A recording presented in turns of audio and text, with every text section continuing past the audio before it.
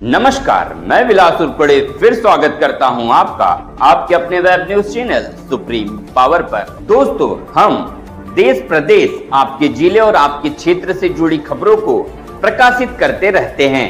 तो आप हमारी खबरों को देखने के साथ साथ हमारे चैनल से सीधे जुड़ सकते हैं, सिर्फ और सिर्फ इस लाल बटन को दबाकर और हमारे चैनल को सब्सक्राइब कर।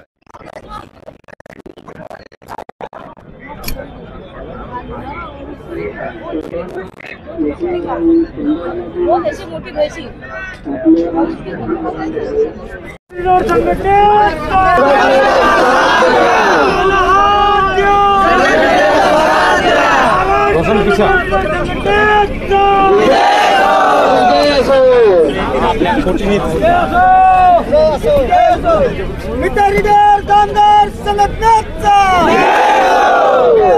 कामगार संघटनेचा शाश्वत रोजगार त्याला हात द्या।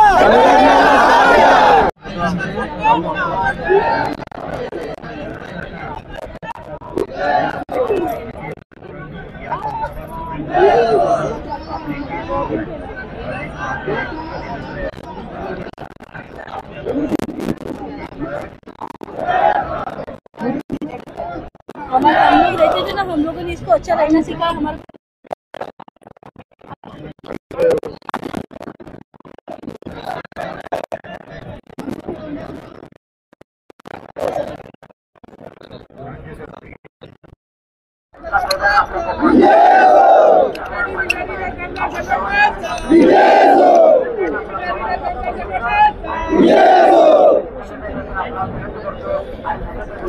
नमस्कार, मी अंतशौर सुकणे लातूर जिल्ह्यातील मीटर रीडर आहे आणि या ठिकाणी या हिवाळी अधिवेशनावर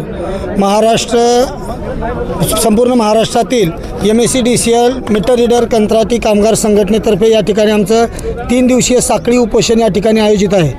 आणि या ठिकाणी मीटर रीडर म्हणजे हा महावितरणचा सर्वात महत्त्वाचा आणि मुख्य हा कणा असतो, जो की महावितरणचा सर्वात पाया जो असतो तो मीटर रीडरपासून होतो, जो की प्रत्येक कंझ्युमरची रीडिंग घेणे, त्याचे बिल वाटप करणे हा सर्वात महत्त्वाचा आणि कमाईचं साधन जो आहे महावितरणचं, तो म्हणजेच या ठिकाणी आम्ही मीटर रीडर आहोत। आणि महाराष्ट्र शासनाने या ठिकाणी जो स्मार्ट मीटरचा प्रोग्राम या ठिकाणी सुरुवात केलेला आहे, त्यामुळं महाराष्ट्रातील जवळपास 25 ते 30 हजार मीटर रीडर या ठिकाणी आम्ही बेरोजगार होणार आहोत। त्यामुळं जवळपास 25 ते 30 हजार घरावरती, आमच्या परिवारावरती उपासमारीची वेळ या ठिकाणी 100% येणार आहे। त्यामुळं आमची स्मार्ट मीटरला विरोध नाही, जो सरकारचा निर्णय असेल त्याला आम्ही विरोध करणार नाही, कारण त्यांनी जर निर्णय घेतला असेल, त्यांनी विचारपूर्वक केला असेल। पण आमची मागणी अशी आहे की आम्ही कमीत कमी मागील 20 ते 25 वर्षापासून या महावितरणसाठी आम्ही कार्य करत आहोत। त्यामुळं आमची एकच मागणी आहे की आम्हाला वयाच्या 60 वर्षापर्यंत शाश्वत रोजगार मिळावा व समान वेतन, तसेच बाह्य स्रोत कर्मचारी म्हणून कंत्राटी कामगार म्हणून महावितरणमध्ये समावेश करून घेण्यात यावं। कारण ते स्मार्ट मीटर बसल्याच्या नंतर आम्हाला काही असेल ते काम आम्हाला द्या, आम्ही ते काम करू। पण आमच्यावर जवळपास महाराष्ट्रातील 25 ते 30 हजार मीटर रीडर यांच्या परिवारावरती उपासमारीची वेळ आणू नका, ही सरकारला आमच्या सर्व मीटर रीडरतर्फे कळकळीची नम्र विनंती। कुठून आले? जवळपास महाराष्ट्रातील सर्व जिल्ह्यातून या ठिकाणी 1,500 ते 2,000 मीटर रीडर या ठिकाणी हजर झालेले आहेत। कारण भविष्याचा आणि त्यांच्या परिवाराचा आणि लहान मुलाबाळांच्या पोटाचा प्रश्न असल्यामुळं महाराष्ट्रातील संपूर्ण जिल्ह्यातून या ठिकाणी रीडर उपलब्ध आहेत। आपण इथून डेलिगेशन द्यायला गेले, काय आश्वासन दिलं आणि कोणासोबत आपलं भेटणं झालं? आमचं सचिव साहेबाबरोबर भेटणं झालेलं आहे। त्यांनी आम्हाला शाश्वती दिली की ऊर्जा मंत्र्याबरोबर आम्ही तुमची संघटनेची मीटिंग घेऊ, त्याच्यामुळे ते आम्हाला ऊर्जा मंत्र्याची मीटिंग घेणार आणि फडणवीस साहेबांची भेट घेऊन घेऊ असं त्यांनी बोललेलं आहे। आपण काय मागण्या त्यांच्याजवळ समोर मागल्या? साहेब, आमची सर्वात महत्त्वाची मागणी आहे की आमचं रोजगारच जाणार आहे, स्मार्ट मीटर लागल्यानंतर. तर आम्हाला शाश्वत रोजगारासाठी आम्ही त्यांना मागणी केलेली आहे. आमच्या इतर मागण्याही आहेत आपला, पण शाश्वत रोजगार आम्हाला आहे.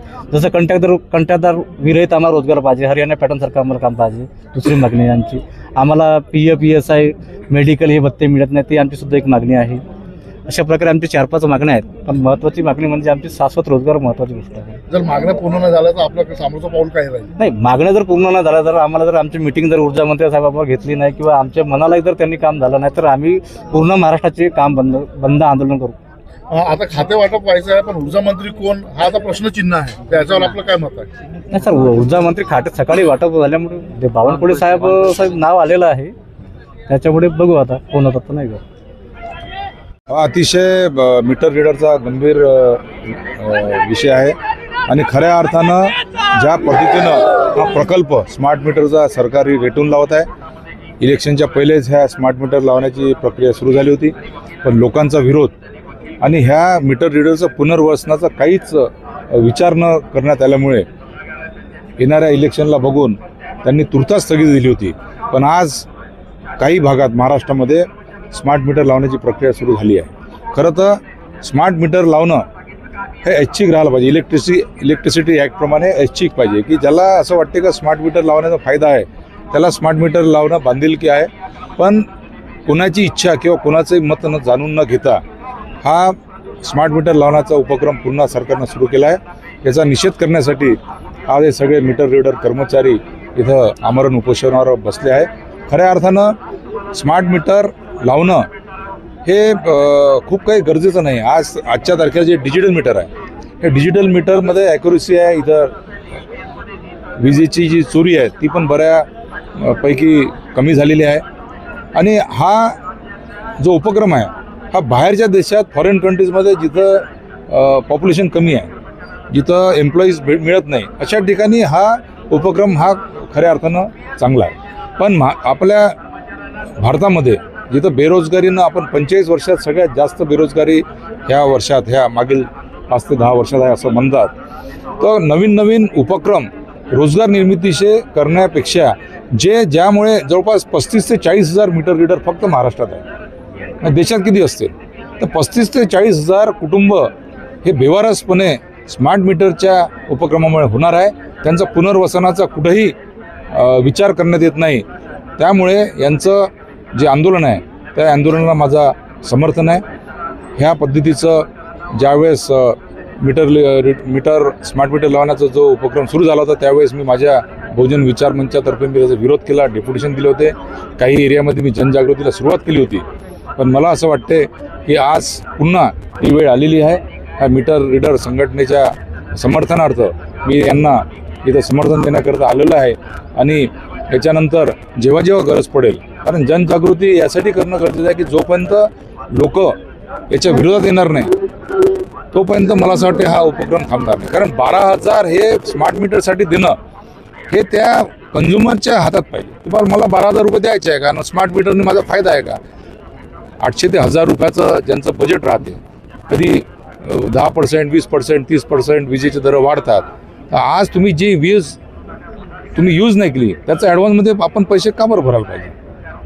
आणि समजा तुमचे काही कारणाने तुम्ही पैसे भरू शकले नाही, तुमचं मीटर बंद होणार. रात्री बेरात्री कधी पण तुमचं समजा मीटर बंद झालं तर तुम्हाला जी गैरसोय होणार. आणि हा सगळ्यात मोठा प्रश्न ह्या मुलांचा रोजगारांचा आहे. आज हे लोक यांचे कुटुंब आज 2007 पासून माझ्याकडे ह्या मीटर रीडरचं माझं काम आहे. आता माझ्या इथं काम करणारे जे जवळपास 200-250 जे कर्मचारी आहे ज्यांनी 2007 पासून काम करत असताना आज ह्या डिपार्टमेंटलाही फायदा पोहोचून दिला. वीज चोरी कमी करण्याचं आमचं 99% आमचं इफिशियन्सी आहे. एवढं 99% आम्ही बिलाचं रिडिंग करतो.